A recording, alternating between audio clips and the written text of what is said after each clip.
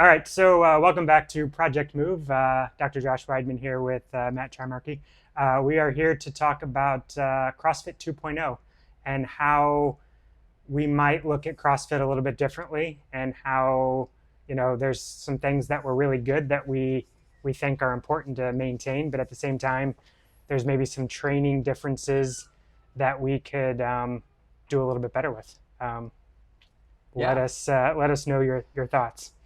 Well, I definitely feel like this one's my wheelhouse. Been kind of doing this for a while. Started CrossFitting dipped my toes in back in 2009, 2010.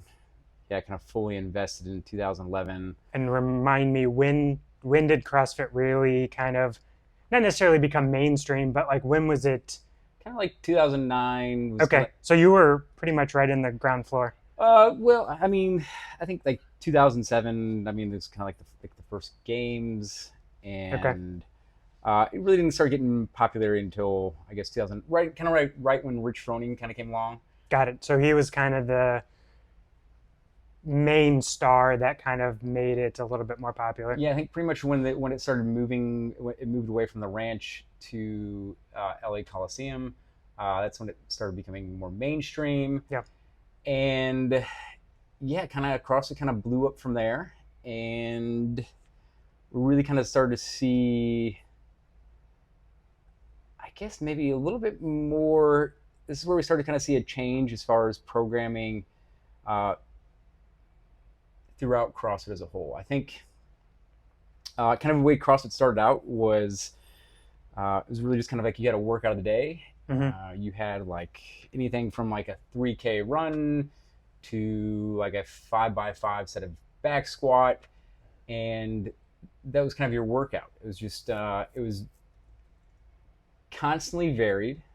You just are a lot of variability and variety in your workouts, and it was really kind of just, I guess, kind of meant for the, I guess, general population. Even though I think it started with your, uh,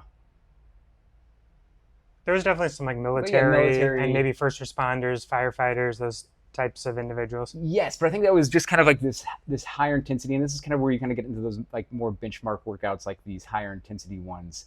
Hmm. So it's definitely kind of started there, but the theoretical portion of CrossFit is, in the way it's set up now, is really kind of made for your general population. Sure.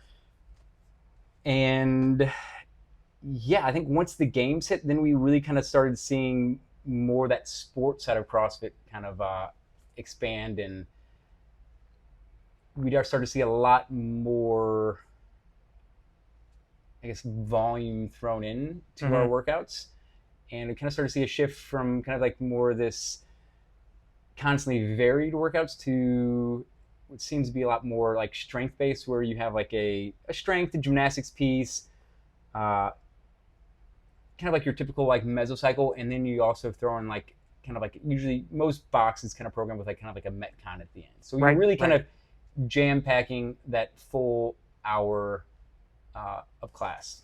Yeah, and so we start to see what you just kind of mentioned, this mismatch a bit, right? So, you've got the sport and competitive side, but then you now have the GPP for, just the general audience, right? And so I think the messaging in the beginning was really good, but at the same time, it might have got a little blurred to where the emphasis became a little bit more on the sports side. And so we can kind of see that there's this bit of a disconnect between kind of the programming side and the implementation, just because you see the fancy games style like workouts, and it's like, okay, that's what I want to aspire to. And then is that really what the average person needs? Not necessarily, right? So I think that that mismatch of competition versus just improved health can be a little bit misleading to the average population, right? Yes, definitely. Uh, yeah. So let me kind of get back. So this kind of brings me into, and like I said, I've been in the, well, I haven't said this, but I've been in the fitness industry since 2007, and Mm-hmm. I've probably done everything wrong along the way, but I've kind of learned from it. I have a kind of like an interesting background. I went to school for biochemistry and started Olympic lifting in high school. I was very fortunate enough to go to a high school that had a strength and conditioning coach. Shout out to Kevin Kinney, who really taught the fundamentals of Olympic lifting. We started with the broomstick, so technique, I guess, was kind of instilled from an early age. So it's something I definitely kind of like just had with me growing up as far as my exercise background, and didn't think I would end up in the fitness industry, but here I am, owning a CrossFit gym. And yeah, so I kind of seen, and working in the fitness industry, I've had my fair share of experience of different types of training systems, working with a variety of different types of trainers. And I honestly feel like CrossFit, in theory, is kind of like what we are as a human species kind of meant to do. It really holds true. We're supposed to be able to run long distances, lift heavy things, sprint, climb trees, and crawl into caves, and everything in between. And I think when CrossFit started, back in the early 2000s, even, I know it's only 25 years ago, but we were a lot more mobile as a society then. We didn't have, social media really wasn't a thing. Like back when CrossFit first started, like this is actually even before I started, like people would just go online and kind of like, almost like on like AOL, and kind of like hop onto like the CrossFit website, and like almost like a forum, and like you would like share your times and workouts with each other. Right. Yeah, and then like sports kind of really grown from then. But even, so kind of getting back to what I was talking about before, like our society's changed quite a bit now with advancements of technology, social media. We're a lot more sedentary we are now in 2025 than we were back in the early 2000s. Sure. So everything as far as CrossFit and the methodology, I think, still holds true. It's just we're not accounting for our everyday lifestyle currently. Yeah, and I think that we can really kind of, I mean, I know we've talked about this in multiple different segments, but, the fact that we buy our groceries at a grocery store, the fact that, we typically live a relatively indoor existence, under artificial lighting, all of these things are almost like stacked against us, right? And so this 1 hour, 3 to 5 to 7 days a week doesn't really matter. That is not enough to kind of counteract some of these negative impacts of our environment. And so while working out is great, while improved nutrition is great, some of these environmental, mismatches can't really be unwound through 1 hour a day of exercise. We still have 23 hours that we're not working out, that we might be, either sleeping for 6 to 8, behind a desk for another, 6 to 8, sitting on the couch watching TV. Like none of this is inherent to our biology. So I think that while, like you said, the methodology behind the philosophy behind CrossFit is great, we just need to almost take that CrossFit philosophy and break it up throughout the day a little bit more, rather than just jamming it all into a 1 hour workout session. Yeah, and that kind of goes to like the SAID principle. Yeah, for sure. So for those who know, it's specific adaptations impose demands.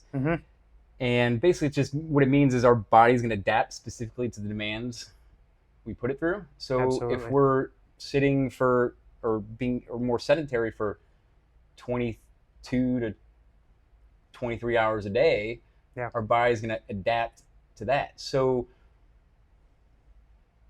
even though our bodies were meant to be able to lift heavy things, sprint, put heavy objects over our head, everything we do the rest of the day is kind of counteracting that. Right. So we kind of need to pay a little bit more respect to where our biology is currently at, and kind of have that mindset when we're going into our workouts. Yeah, and I think, this has nothing to do with CrossFit per se. It could be any workout or any sport. But I think, we see higher intensities with CrossFit to a certain extent. So if we take the average desk jockey and then we put them into a particular workout that they're not prepared for, why wouldn't we expect them to potentially get injured, right? So it has nothing to do with CrossFit per se, but it's just the fact that they're not prepared for the activities that they're trying to do. I think we need to better prepare ourselves to be able to handle these loads. So I think that, someone just dropping into a class, while it might be fun, it might be engaging, there might be a lot of, social engagement there. Are they qualified to do some of these lifts? Maybe, maybe not. And so I think that part of what we want to kind of get into is maybe looking at the body and breaking down kind of these bits and pieces as far as like, are you qualified to do certain things, rather than just throwing yourself into the mix, right? Yeah. So this is kind of where I kind of want to kind of throw out the idea of maybe like a CrossFit 2.0. Yeah, I think that's a good way to frame it.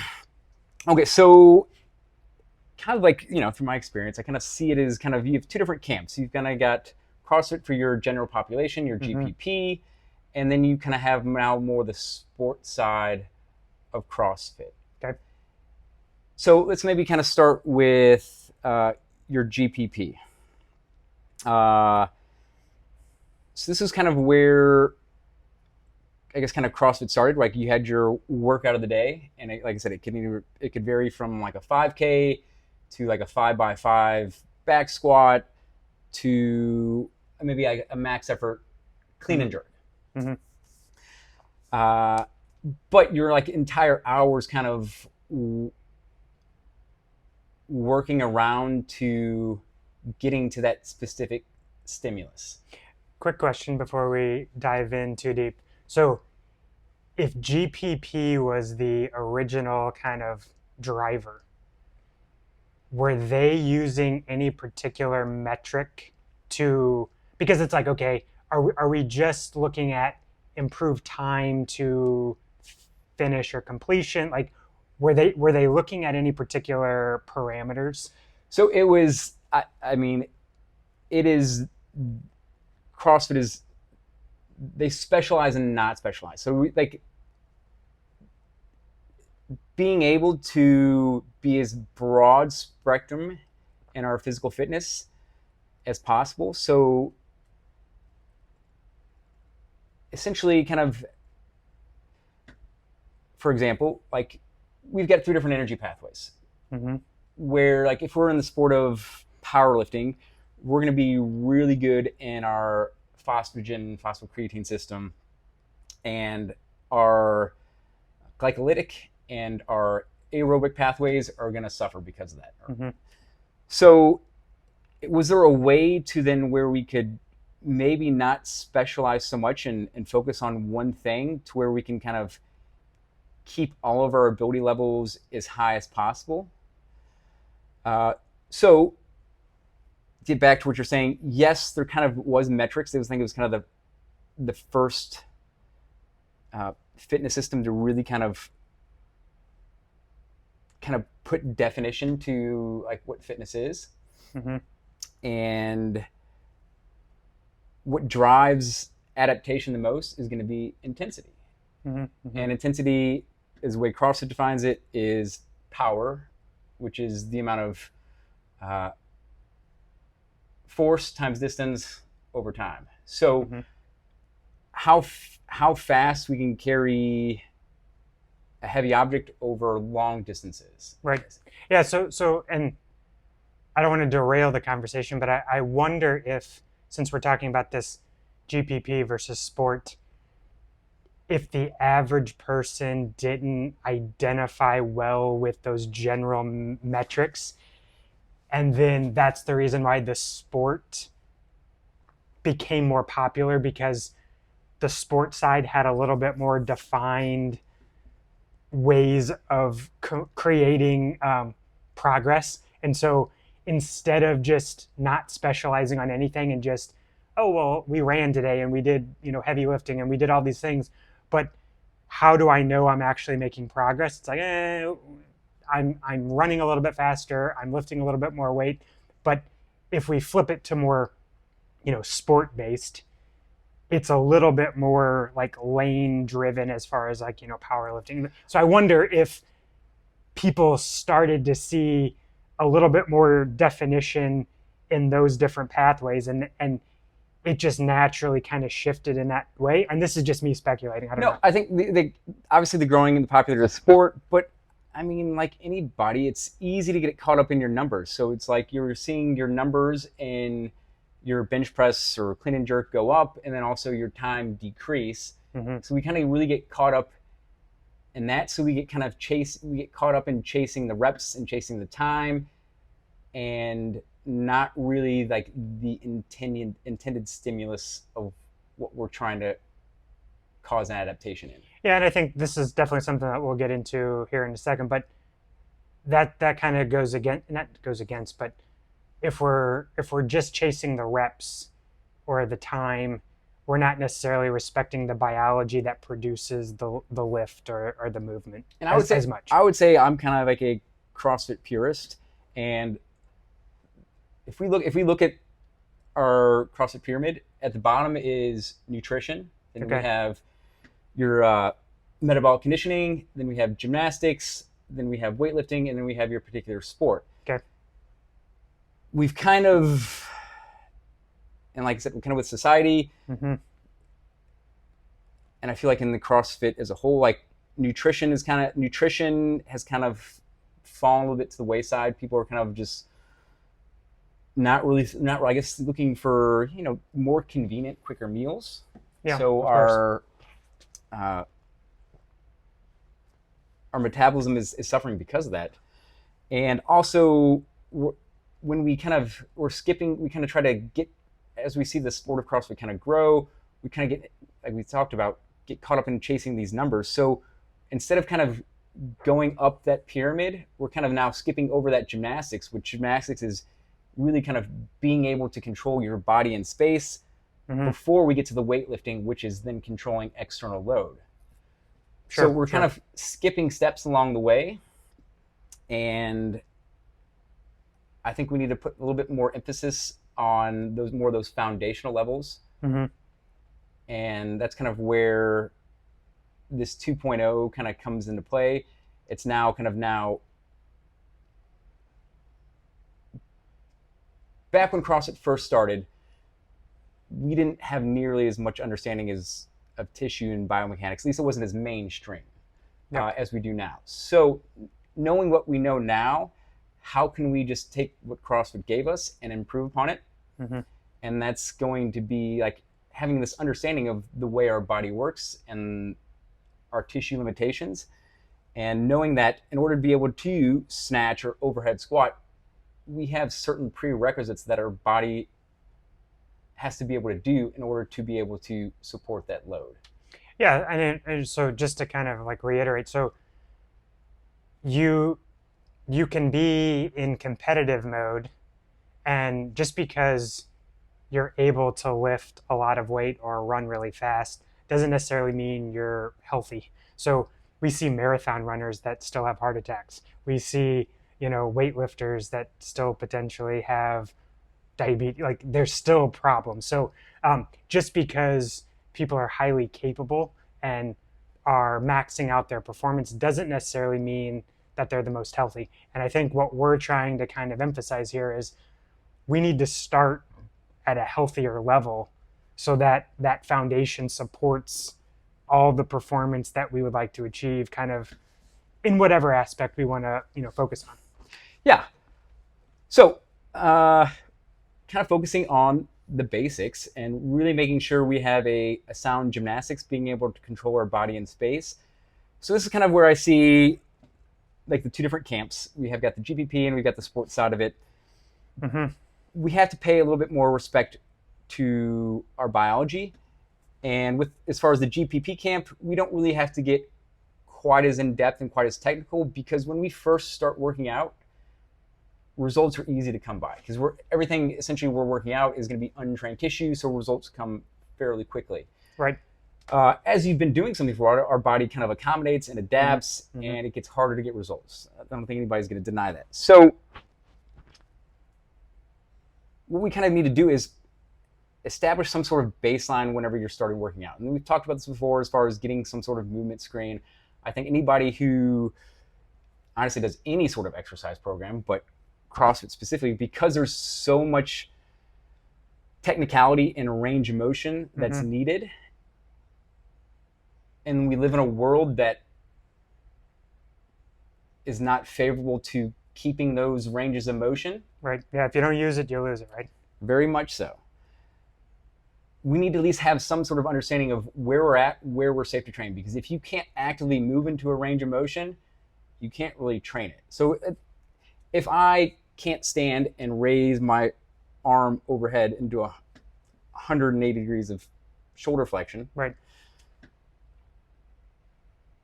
what makes you think you should be able to like train that area? So if I can't actively move in it, now this tissue that from here to there, that last 20, 30 degrees, is essentially, you don't have the range of motion for it. So where is that range of motion?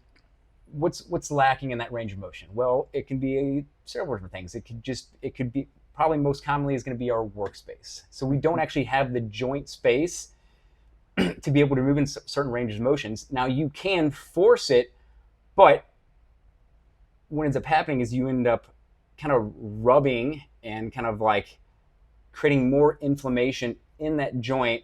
And then we see things like more fibrosis and other downstream effects from trying to force range of motions that we don't have active control out of it. Yeah, and I think that before we jump into the workspace concept a little bit more, I think you'll see people that passively or even actively, they show a limitation, right? But then you give them a barbell and then they're seemingly able to get into the position, right? And I think what happens is because there's redundancy, we see that actively they can't get their arm over their head, but you give them a barbell and then they look like they can get into that snatch position. And so the weight like forces the compensation, right? And so then we might, like if I took a picture and I said, does this look like a decent snatch? You're going to say, yeah, but it's like how they got there matters just as much as what the end result looks like. Yeah, I think it really goes into play with whenever you're going with gravity. So like if you don't have full shoulder flexion range of motion, you can still get there, like like in a pull-up position, you can force it like in a passive range of motion. Right. But like when it comes to now, let's say in a jerk trying to receive that barbell overhead, you're not going to be able to do that. So things we see people with bent elbows, but the biggest one we're going to see is like compensation in that somewhere in that spine. Right. Usually that low back area, we're now going to go into extension. So we have to be able to own that range of motion first before we can train in it. Yep. And not saying you can't necessarily, that means you can't do the workout. We just need to, like I said, have some sort of assessment to where people who are coming into our CrossFit gyms know what ranges of motion they're able to train in safely and maybe more intensely. And then those areas where we're lacking range of motion, having some sort of awareness of that.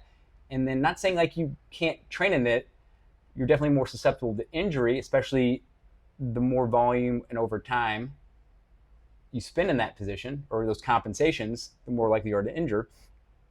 But maybe it's just as far as then scaling back the intensity in that. So we're not essentially reaching that. What causes injury is whenever the load exceeds the capacity of the tissue injures. So if we can dial back the intensity in those areas where we don't have that active range of motion, I think is kind of like that first step for kind of like that general population. Yeah, so there's two things there. So the first one is, again, we're not saying you can't do the workout, you can do whatever you want, but just knowing that, are you going to expect success or potentially expect problems down the road? So Doesn't mean going out and doing a snatch with limited range of motion, you're going to have a labral problem, a shoulder problem, a back problem. But if the weight is high enough with the increased intensity, we will potentially see some sort of issue down the road, or expect some sort of issue.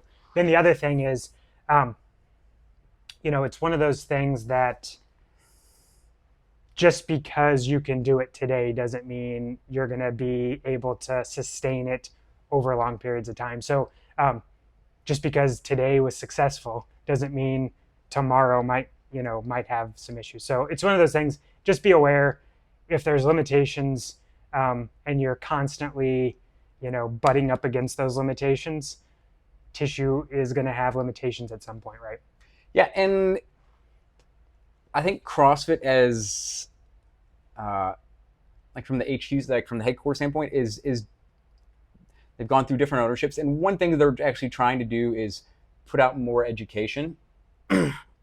As far as like they're made now, anybody who owns a CrossFit gym or manages a gym has to have like a little bit more continuing education. Usually, you just be able to go through like a weekend workshop, and boom, you could start a CrossFit gym. You could do whatever you want. Mm-hmm. Now they're also starting to put out more resources as far as education. So I think that's a great first step. I think there definitely seems to be a little, I don't want to say a neglect, but like a somewhat avoidance of really getting into like biomechanics and understanding tissue limitations of people. And I understand that because like it's one heck of a learning curve.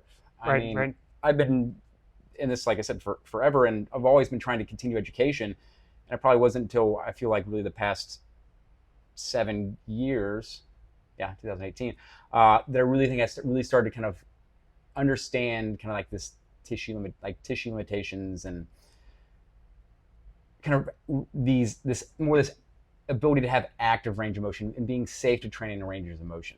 Yeah, and I think the one thing that also should be said is, so there's obviously a difference between just doing an intense workout because you're trying to like burn off stress or whatever, or are you actually trying to make change? Because like you said earlier, so if we're limited in, say, overhead range of motion, and so we have to back off intensity, well, intensity is the recipe for change, right? So now we're balancing between, are we just going through the motions because we like to do this exercise and we're not at an intensity? So then we can get into, are we at a true stimulating intensity, or are we really at a retraining intensity? So would we be better off not doing that particular exercise and finding an exercise where we can still be in a stimulating intensity? Or are we okay with being in that stimulating? We're okay with not necessarily making specific changes, but it's just more that we enjoy this particular movement and we want to kind of spend some time there. I think it's kind of a combination of both. I think what's great about CrossFit is because we're not specializing, mm-hmm. accommodation takes much longer. Since there's so much variability, we weren't really going to hit plateaus as quick as possible. So like if you were to go powerlifting, you'll probably start seeing plateaus much sooner. You'll see a much higher growth or progress mm-hmm. curve, mm-hmm. but then you'll see a plateau much sooner. Whereas CrossFit, because there's so much variability, you're training so much, it's very broad spectrum, we see much slower growth rates, but it's going to be much longer. So when starting out in more GPP, we're mm-hmm. going to see a much more steady growth curve, and accommodation is going to take much longer. So I think we're definitely going to be able to keep that relative intensity high where we're still creating adaptations. But like I said, we need to have some sort of understanding of where we're starting to kind of prevent injury and just to keep us safe. But like the biggest metric as far as I guess creating change, adaptation is like especially is consistency, especially for like GPP is just Yeah. that long steady growth curve. And every time we have a setback, when our body gets injured, it doesn't heal perfectly. Most people think that if I injure it, if I just let it rest, if I let it rest long enough and it starts to feel better, I'm going to be good to go. My tissue is going to be back to normal. I deal with this every day. But that's not what happens. Yeah. When we injure, our tissue just lays down fibrotic connective tissue and patches us up as quickly as possible. Yeah. So if we can have a better understanding of where we're safe to train and prevent these injuries, like I said, that's the real for GPP best metrics for like long-term success. Yeah, so I think the next place to go is joint workspace, because I think that's really the foundation for what we're talking about here. Yeah, so, and that's I argue that's gymnastics, being able to control your body Yep. and space, and then above that we see weightlifting. Then we now are starting to control external loads. So in the CrossFit Foundation or Level 1 course, we master the air squat before we throw in front squat, back squat, overhead squat. Yep. So yeah, knowing where, like what areas we're safe to train in, having that kind of kinesthetic awareness, and then we can start throwing in kind of that external load. But so yeah, having some sort of assessment, I think the more education you can seek out as far as understanding, I guess, ranges of motion, the better. But this is why I have such a, at least with my gym, have a strong desire to be involved in the on-ramp program. So like when people first start CrossFit, who are new to CrossFit, who haven't done these things, I'm really kind of the only person, at least with my gym, who I think has a totality understanding of, I guess, ranges of motion and safe ranges of motion. So I want to get eyes on members when they first come to the gym to kind of see where their limitations are, and then be able to kind of communicate that to them, but then also to the coaches that, hey, there's persons, great at such and such, but we need to maybe kind of limit the amount of intensity they're doing when overhead. 100%. Yeah, I mean, the goal, like you said earlier, is to stay in the game as long as possible, right? So if we're able to mitigate injury by keeping people out of certain ranges of motion, I think that their buy-in and everything is just going to be that much better, because if they can get a good workout, they're going to tell their friends, and the enjoyment is going to be there. So I think that making sure that they don't exceed their capacity is kind of, especially in that beginning, right? While they're building that foundation, allows them to then start to kind of create some ownership over some of their movements, right? Yeah. So yeah, understanding ranges of motion, I think, is kind of like in that joint workspace is kind of like first and the most important. Yeah, so I was just going to say, so I think whenever you think of joint workspace, the first thing you probably think of is just stretching. Like, oh, I just need more range of motion. And that's half the piece of the puzzle. Like, if you can at least passively get into a range of motion, I mean, that's half the piece of the puzzle. But being able to actively move into it is the complete picture. Right, and I think the challenge is, how do we achieve that isn't maybe what you would see happening in the gym or on the internet, right? There is really a kind of a step-by-step systematic way of training each specific joint in the movement to be able to actively move into the places that we're trying to achieve. It just doesn't happen by doing more squats or stretching and then doing a squat. There's really a way that we can kind of funnel the energy into the very specific tissue that we're trying to work on. Yes. So, yeah, first and foremost, I think, excuse me, knowing what capabilities we have to actively move into a range of motion, which means we're going to be kind of safe to train in. Mm-hmm. Yeah.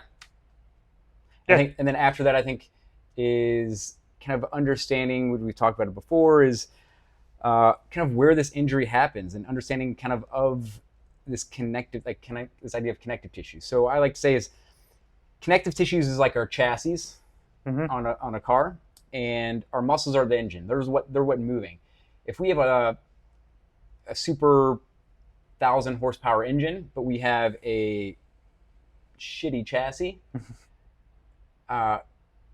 we're just gonna race ourselves to break down, essentially. Yeah, if you put a Porsche 911 engine into a Honda Civic, there's no way that it's going to hold up, right? I mean, you might be able to go around that first corner, but as soon as you hit the gas, it's going to fall apart. So I think that building better connect, because, so we can think of getting strong in two different ways, right? So we can build bigger muscles, we can build longer muscles, we can build muscles that either contract faster or contract for longer periods of time, or we can build that connective tissue which is able to absorb or transmit the force better. And I think that, whenever anyone thinks of exercise or anyone thinks of fitness, they're thinking of movement, right? And movement is muscle. And yes, we don't really think of training the connective tissue separately, which a lot of times winds up being either much less movement or much more controlled movement or slower. Like I think we were looking at something the other day, or you sent me something about how the contraction doesn't really matter as much as we thought as far as like the speed and different things. But if we're talking about longevity and we're talking about joint health, that we really need to have that eccentric and that, that control piece.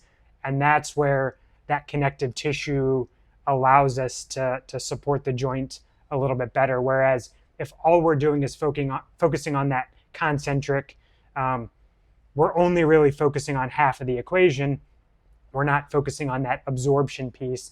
And, if we look at all these injuries that we see in football, basketball, all these highly, athletic endeavors, we see connective tissue is where, the muscles are able to contract at such high velocities and such magnitudes of force. The connective tissue just doesn't have the ability to absorb it. And then we wind up seeing, blowouts of injury. So I think that, that's a missing piece that a lot of people overlook. Yeah, and like I said, it's kind of going back to more this purist mindset and taking a look at that CrossFit pyramid and really establishing those foundational levels before we kind of really try to focus on those metrics of like the weightlifting and controlling external objects. Mm-hmm, mm-hmm. And the kind of, getting back to, I guess, like better nutrition habits, which is going to lead to like better metabolic biomarkers, but also improving sleep quality and kind of getting back to what CrossFit is supposed to emulate is kind of like our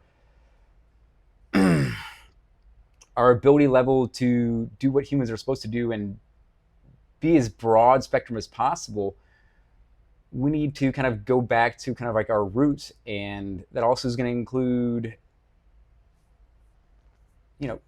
things like sunlight, getting regular outdoor light exposure and improving sleep qualities, and just like really working on those foundational things is also important in for like our GPP and sport as well. Well, if you think of just the weightlifting piece or just even the connective tissue, doesn't matter.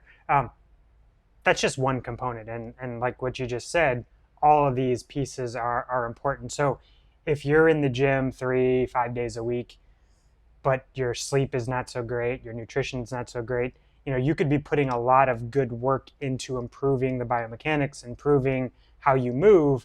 But if you don't have those foundational pieces that are supporting that tissue growth or whatever strength metrics you're chasing, you're either going to be limited or there's going to be some, stalls in progress that might not be directly related to the training. So I think that, you know, that's definitely something to consider. So I think, we talked about this, I think probably back in one of our very first episodes, but each tissue has a force profile and each tissue responds a little bit differently. So, we can't be putting the same force profile through all our tissues and expect each tissue to respond in the same way.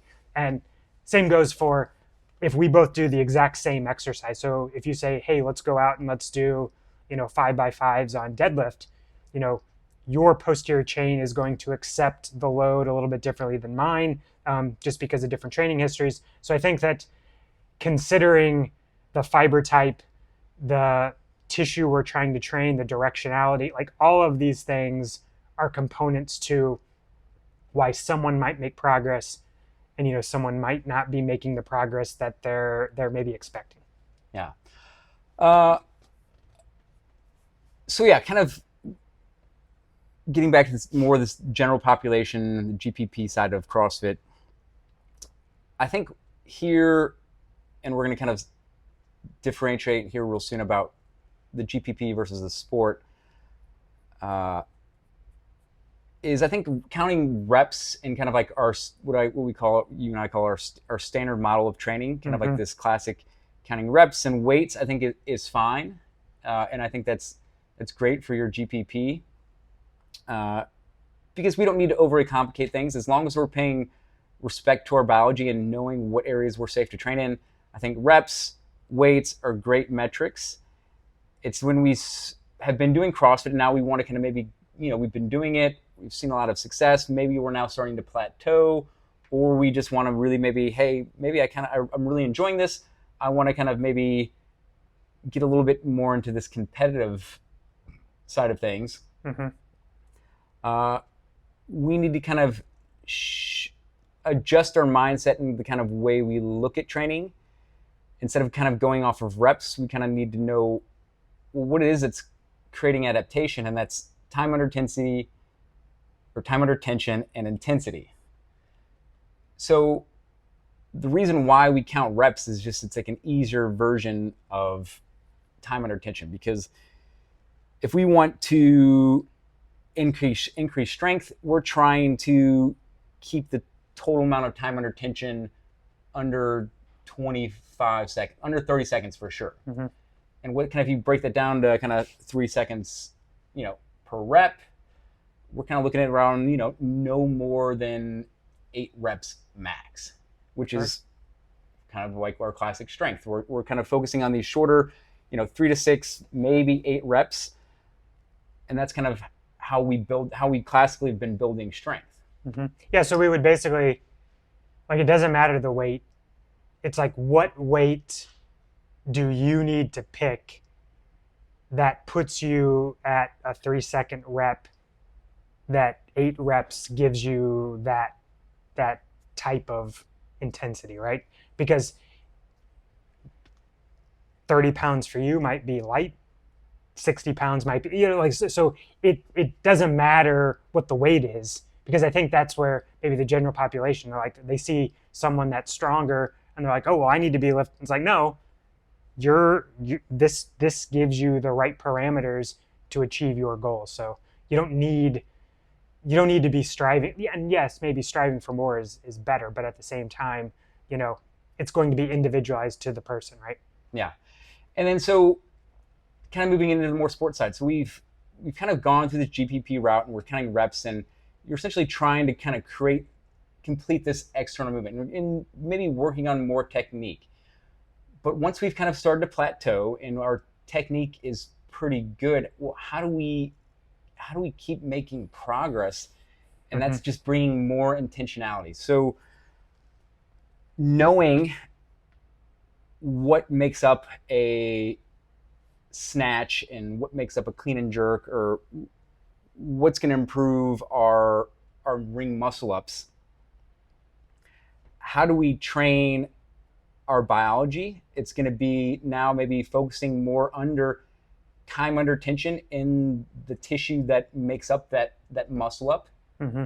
uh, and having more intensity to whatever is the goal we're trying to listen, whether it be more muscular endurance to be able to do more higher reps, or maybe we're trying to uh, increase our squat. And knowing like a squat, it's very quad and glute dominant. So how do we build maximal strength in the tissue that makes up a squat? Yeah, a squat is probably a pretty good exercise. There's other things you can do to help strengthen the quadriceps and glutes, or to build maximal strength that doesn't exactly look like a squat, but then you take that training of the tissue and then apply it to the squat, and that's where we're going to start to see these breakthrough and plateaus. Yeah, so if you have adequate amounts of joint workspace and the tissue has the right directionality and the right force profile, when you go to do the squat, your body will select the most appropriate way to do the squat, rather than, yes, there's benefits to practicing the movement, but there is a little bit of this self-organization that happens if the tissues have the correct workspace and have the ability to produce the correct force profiles, whereas just doing more reps of the squat isn't necessarily training your hip per se, right? So you need your hip to do a squat, but the squat isn't necessarily making you a better hip. So there's a little bit of a nuance there, but it is really important to make the distinction. Because where we kind of see the sport side going is we kind of start seeing just kind of throwing more volume at it. Like, in order to make progress, like once we've hit a plateau, in order to make progress and overcome, now we have to do, 8 sets instead of 3 sets. But I guess what most people don't understand, and maybe a lot of this is just bringing more awareness to exercise science, is it only takes 1 set with the right intensity and the right time under tension to send the signal to create the adaptation. So if we can bring more, this is what I said, feel into the sport side. So understanding time under tension, understanding the intensity, and then focusing on the tissue that we're trying to make better, we can essentially fight off accommodation almost indefinitely. Correct. Yeah. And so, if you think of squatting is going to make your hip better at squatting. But if we can start to do some movements that don't look like squatting, and we can bring in more biology from different angles, then whenever you go back to doing the squat and you're able to harness that, you're technically pulling in more tissue to the lift that's going to give you progress. But it's not just about doing more squats. Yeah.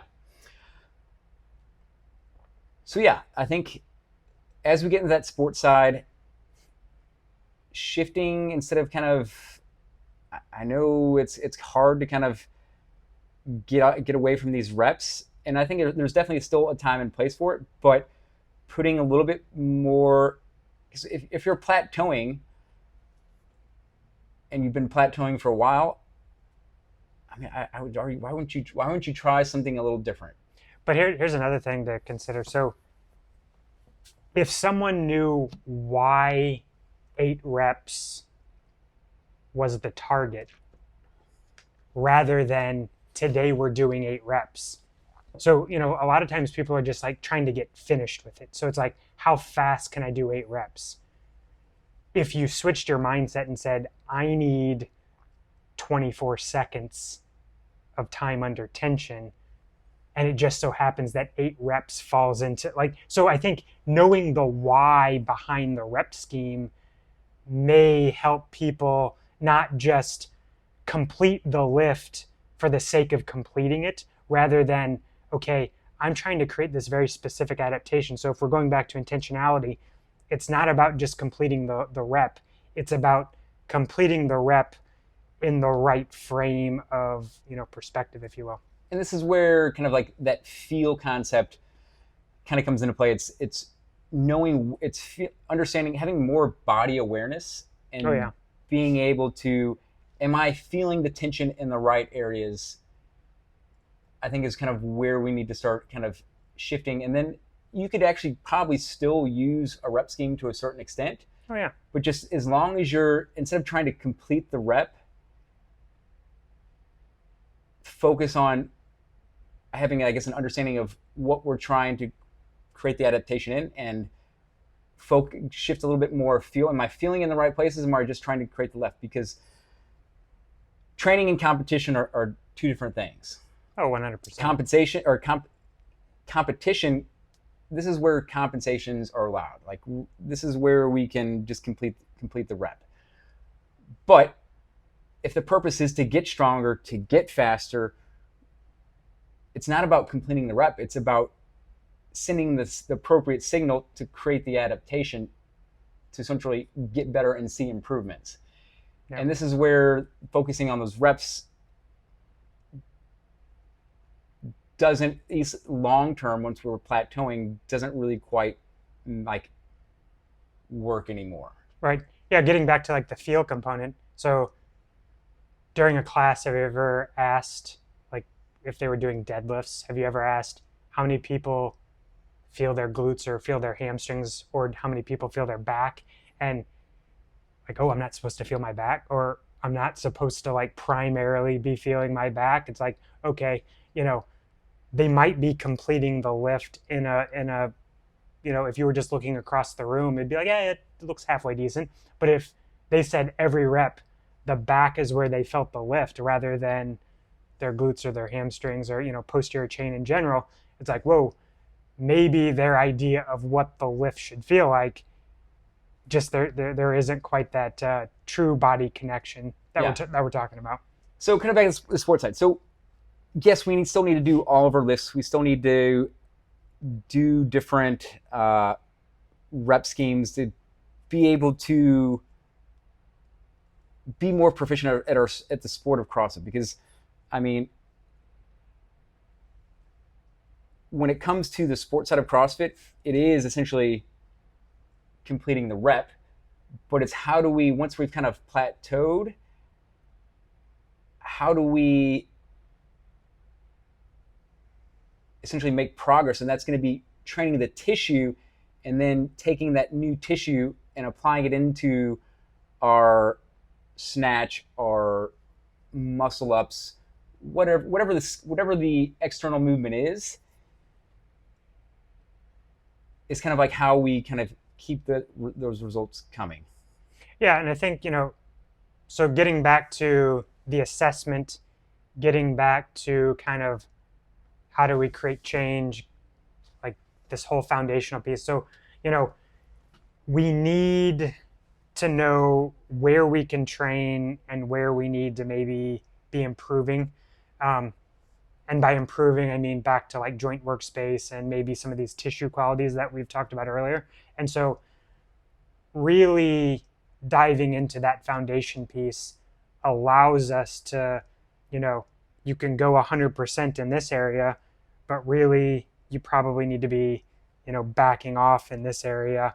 And so you can still get a really good high intensity workout, but it just might be in maybe a limited area rather than the full gamut of exercises that the typical class might explore. So I think that foundational piece sets everything else up for success rather than trying to start with a compensation and just building on top of that compensation. So this gets back to really assessing that joint workspace, assessing that connective tissue component, which then sets up the foundation for all the named exercises that you would ever want to do.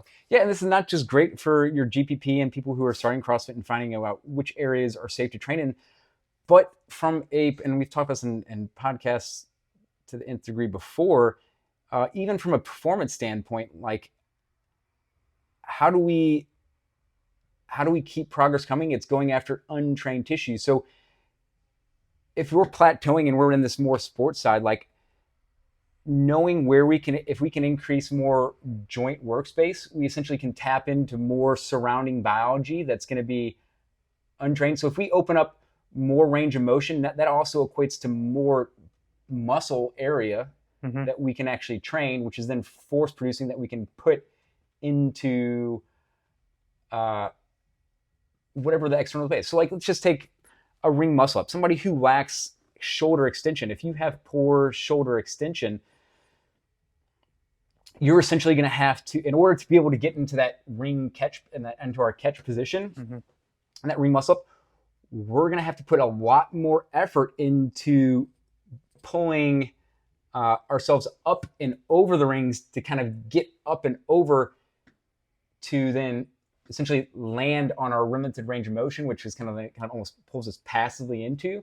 If we have that active range of motion to where we can actually go into maybe like a full 90 degrees of So 70 degrees is considered normal, whatever. yes. But So if we can improve more shoulder extension, now we have more force producing tissue that we don't have to exhaust that overhead pull.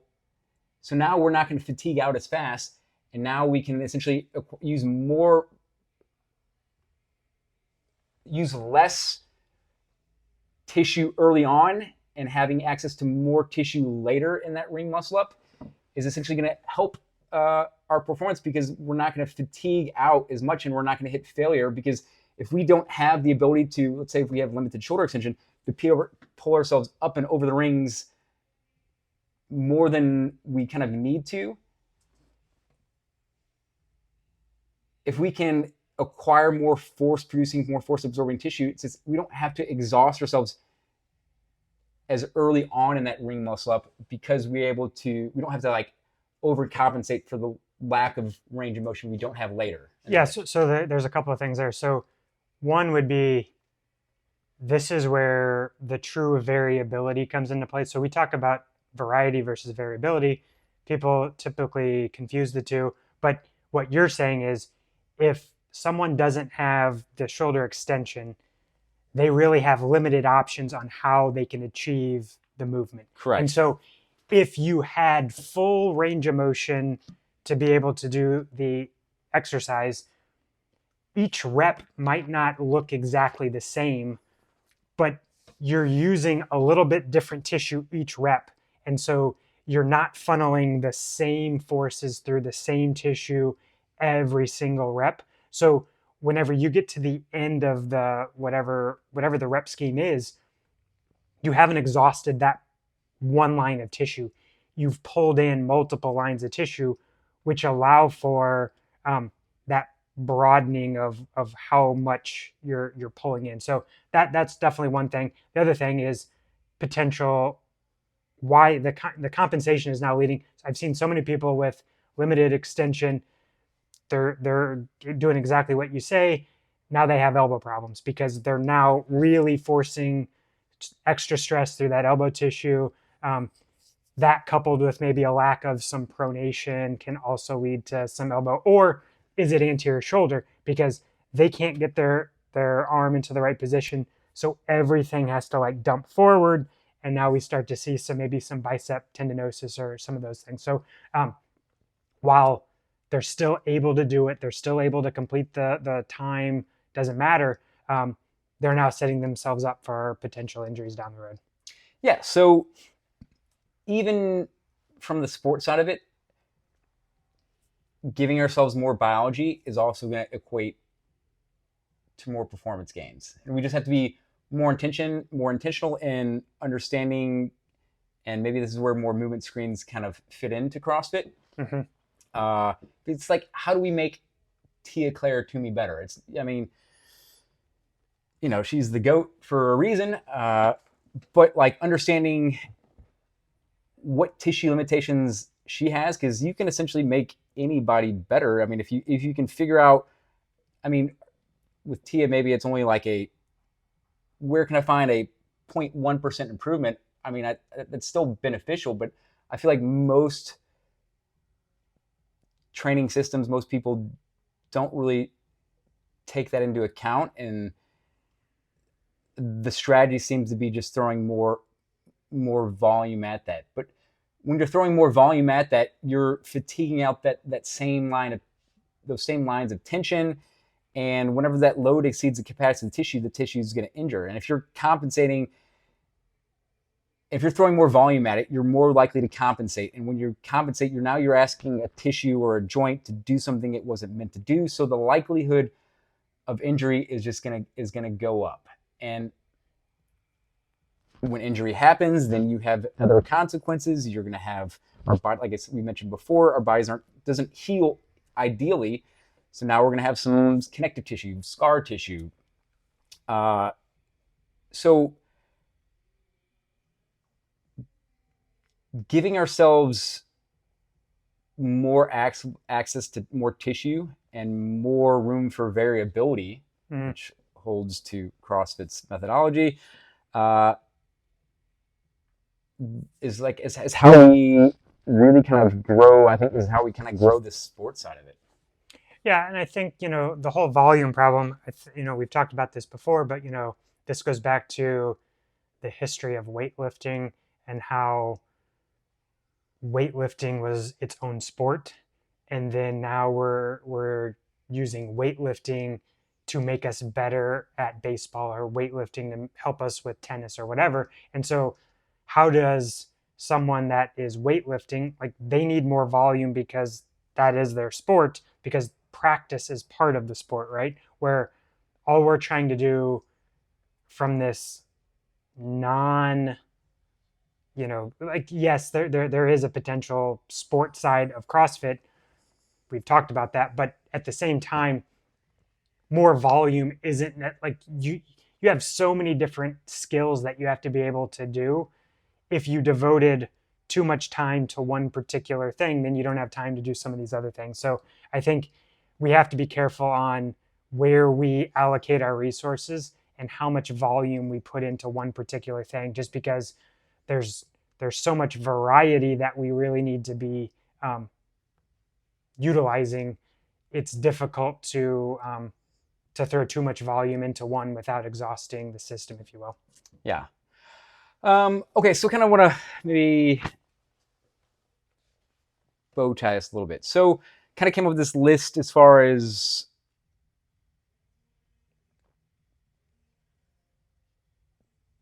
framing kind of like this new CrossFit 2.0 essentially. So number one, earn the position before you load it. So if you can't actively move there, you're really not safe to train in. And we just need to be more cognizant in the amount of intensity we put into it, because as we've mentioned, if the capacity is greater than the load is greater than the capacity, we're going to create injury, we're going to have setbacks, and we're going to have other downstream consequences before that, like scar tissue, and then maybe even more compensations elsewhere, because now where that connective tissue dysfunction for the way the body healed is, it's not going to move as properly as it could, and we're more likely to see compensation. So earn the position before you load it. Yep. On that, stop chasing volume and just throwing more reps at things. Really kind of going off the capacity first. Yep, I think that's a good foundation. Also,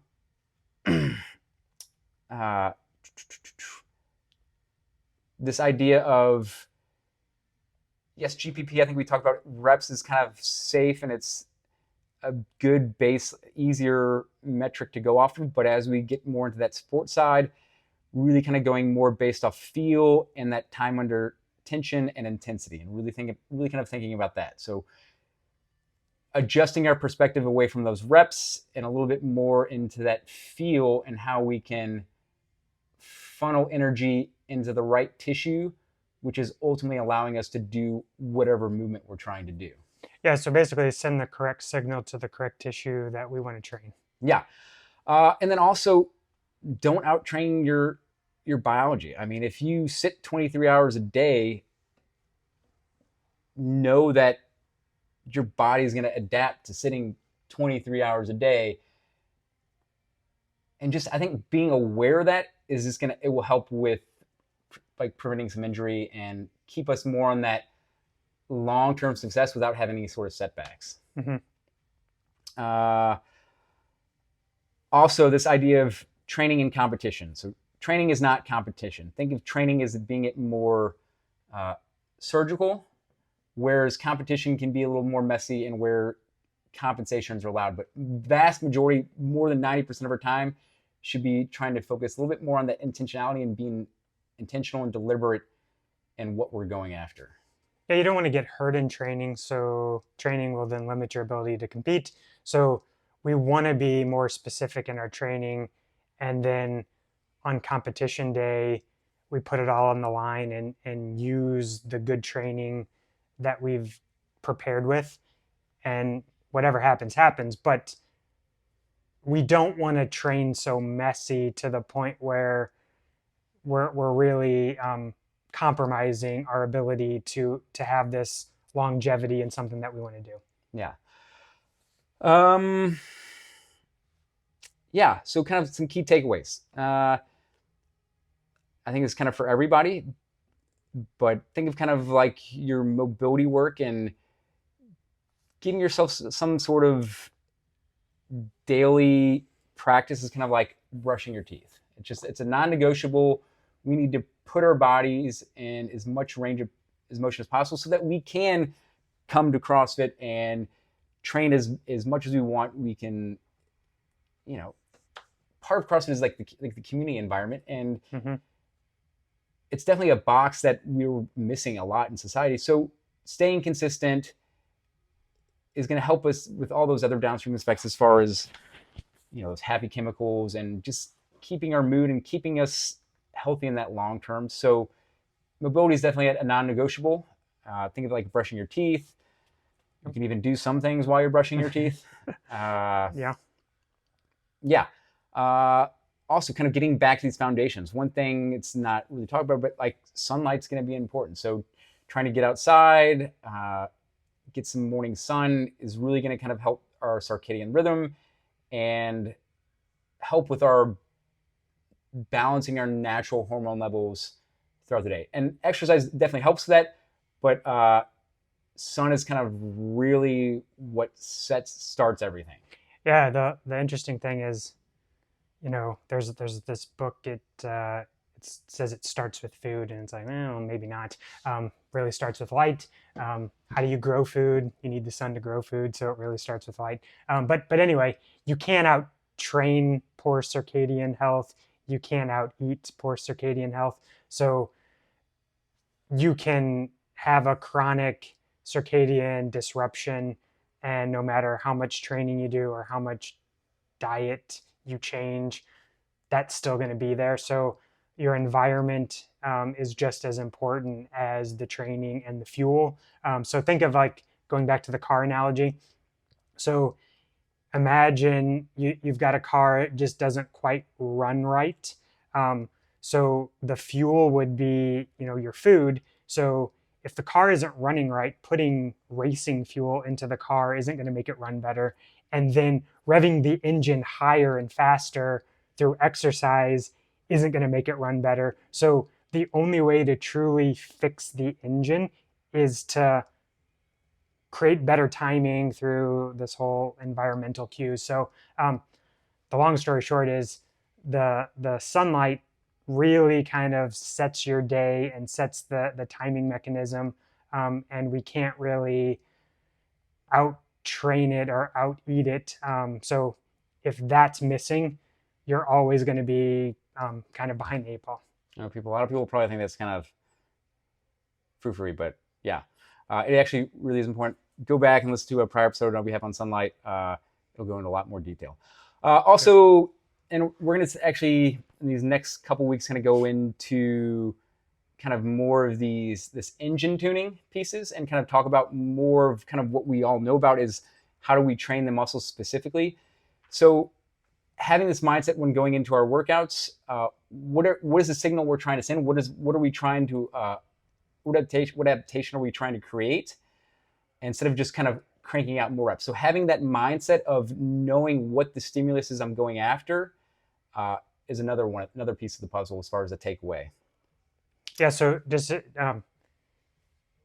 even though we might be training different tissues, really we kind of have specifics and there's like these categories, and everything kind of falls into one of these particular categories. So I think over the next couple of weeks, we'll start to kind of dive into those a little bit more. Yeah. And then just realize, I know we all have jobs, and a lot of them are desk jobs, and a lot of them require a lot of repetitive, sedentary movements. That's an oxymoron. Uh, but looking at your finding time throughout the day, looking at your whole day as an opportunity to find some sort of training and getting as much movement as we can in those periods where we're sitting, whether it's just like if you're sitting at your desk and you set a reoccurring alarm for every 30 minutes, or just to do some sort of putting yourself into a range of motion that you're going to have to get into later in a CrossFit WOD. I think that's another big takeaway here. Yeah, it's one of those things that don't waste those other 23 hours, because your body is going to adapt to those 23 hours more than that 1 hour in your WOD. What do we tell people whenever they're first starting out? Quit your job and just like do this as much as possible. So finding as many ways to sprinkle in movement throughout your day is going to be beneficial. So whether that's, going for a early morning walk before, breakfast, while you drink your coffee, doing some hip cars in between, sending email. Like there's so many opportunities that everyone's just like, oh, well, I've got to do this. Well, there's 30 seconds here. There's 2 minutes here.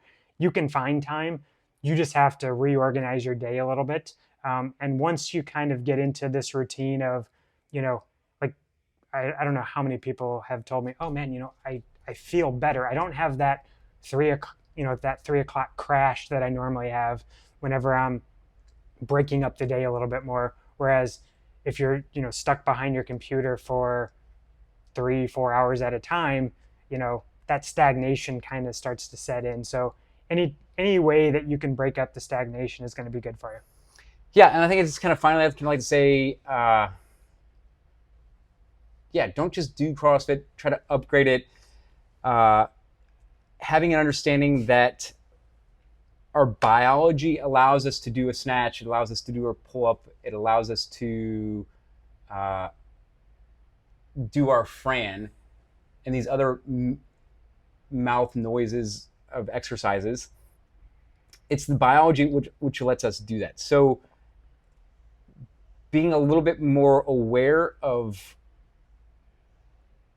what our biology can do is only going to help our further success, whether it's going to be in GPP and we're just trying to improve our overall health and long-term fitness goals, or from the sports side. So let's try to maybe going forward,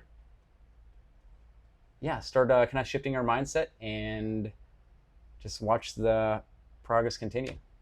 Absolutely. So I think that if you found this information beneficial, like, subscribe, share, send this to someone that could benefit from hearing this message, and follow us for more good content down the road. Yeah, if you have any questions, feel free to drop us a comment.